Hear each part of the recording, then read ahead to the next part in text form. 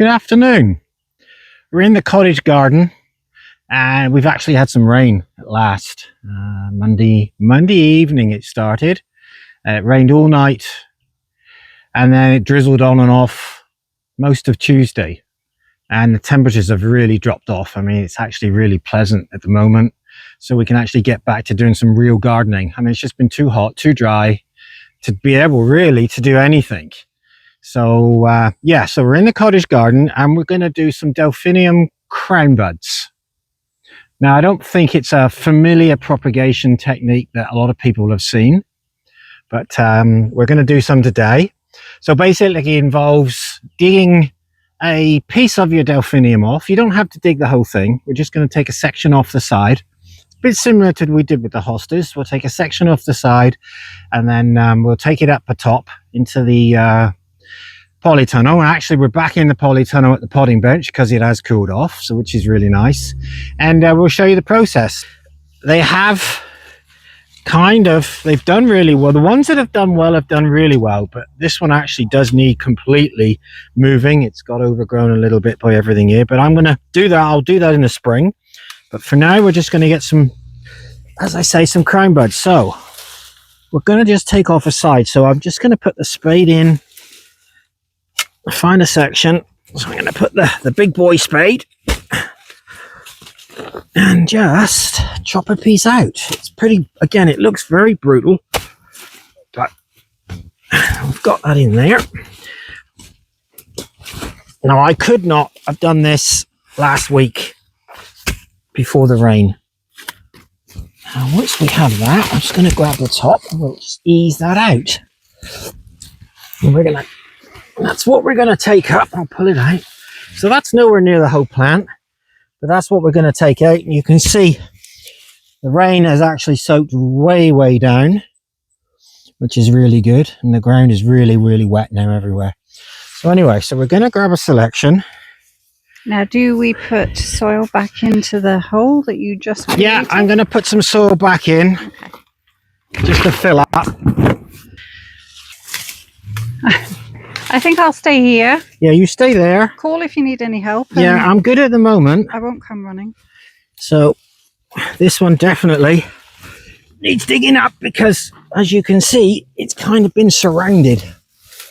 This is a big clump. I'm going to take this whole clump. So there's the clump I've just dug. It doesn't look much, but we'll take it up, like I say, up into the potting bench, and we'll show you what we're after. So that's that. I've got a couple others here. Cover it up, make sure the sun doesn't get just to keep the sun off. Mm-hmm.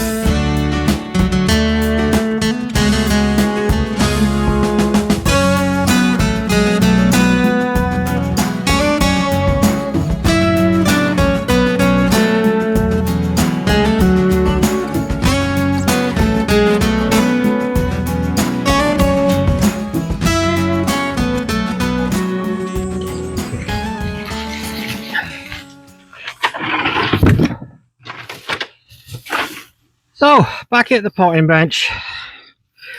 Your favourite place? My favourite place, yeah. Ooh, these are already shooting. Look at that. So, I'm going to chop off. First of all, we're going to get rid of all of this. I don't need any of that. So these have actually started to move already. Probably with the rain red. So, crown buds. Oh, these got loads of them. So all these little things here, they're all crown buds. So, you could wash these off in a bucket of water if you want, which might make it a bit easier because these are really solid. Oh yeah. Oh, so we're going to pull these apart, literally, and keep knocking them down until we get into individuals. This is solid, absolutely solid mass of roots. To explain what you're doing, Gary. Yes, I'm going to. I'm just looking to see where I can try and cut some of this material away.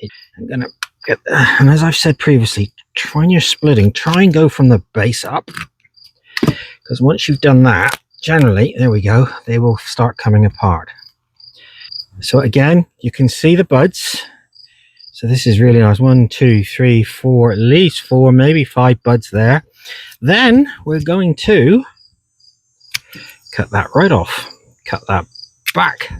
So Don't need anything. Was that old roots that Yeah, that's all really old woody wood roots. Right. This is what we're looking for. Tiny little pieces with buds on. 1 bud, 2 buds, doesn't matter how many buds. But these are all crown buds. This is the ideal time to do these now. So we're just going to keep splitting these down. Some will pull apart like that one. And again, a nice lot of, some nice, really nice buds here. But we don't need all of this old material. So we're going to, secateurs, just cut it off. That's all I need. I don't need all this root. There. Nice new white roots. And they will root out from that.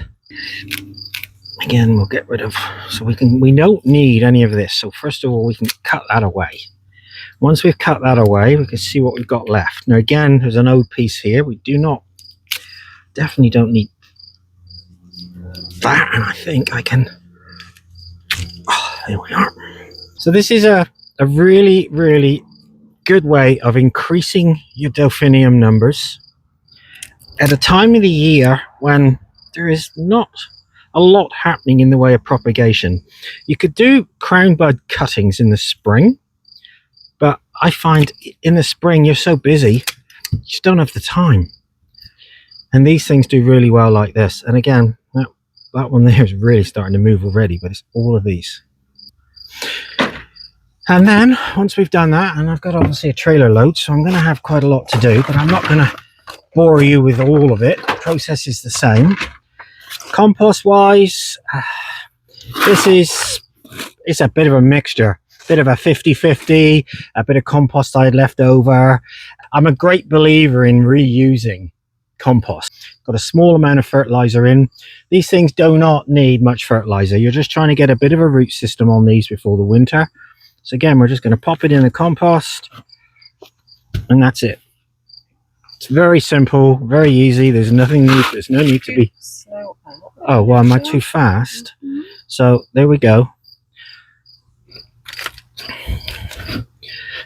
So as I say, peat, perlite, gravel. So how far under are your root buds? The buds can actually be under the surface. They don't have to. I mean, you can see that's, if I put that in there now, that'll be buried. But that's fine. Just top it up, little tap, and away you go. They'll break through. Now this one's already got some coming through, so I won't bury that quite as deep. But you'll be surprised when I show you again in a couple of weeks how quickly these things have started to leaf up. And we're not trying to do anything fancy with these. We just want to get a bit of root on them before the winter.